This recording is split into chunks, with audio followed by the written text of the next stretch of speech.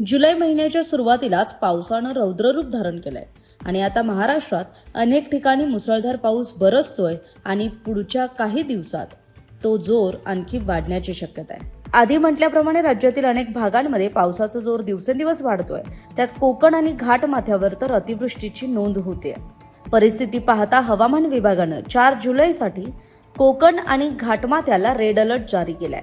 पुढचे 4 दिवस या भागांमध्ये मुसळधार ते अतिमुसळधार पाऊस, विजांचा कडकडाट आणि ताशी वेगानं वाहणाऱ्या वाऱ्यांची शक्यता वर्तवली आहे। मुंबई, ठाणे, पालघर आणि रायगडमध्ये सलग 4थ्या दिवशी पावसानं अक्षरशः धुमाकूळ घातलाय।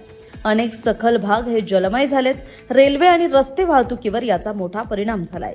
याच पार्श्वभूमीवर रायगड, नवी मुंबई आणि ठाणे, पालघर इथल्या शाळा आणि महाविद्यालयांना सुट्टी जाहीर करण्यात आली आहे। दरम्यान पुण्यातही पावसानं जोरदार कमबॅक केलाय। दिवसभर झालेल्या मुसळधार पावसामुळे पुणे शहरातले अनेक प्रमुख रस्ते हे पाण्याखाली गेलेत आणि त्यामुळे रस्ते वाहतुकीचा वेग मंदावलाय।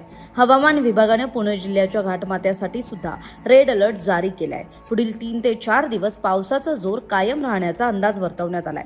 हवामान विभागाच्या माहितीनुसार बंगालच्या उपसागरातील कमी दाबाचं क्षेत्र अधिक सक्रिय झाल्यामुळे राज्यभर पावसाची तीव्रता वाढतेय। आता रेड अलर्ट कुठल्या जिल्ह्यांना जारी करण्यात आलाय तेही सांगते।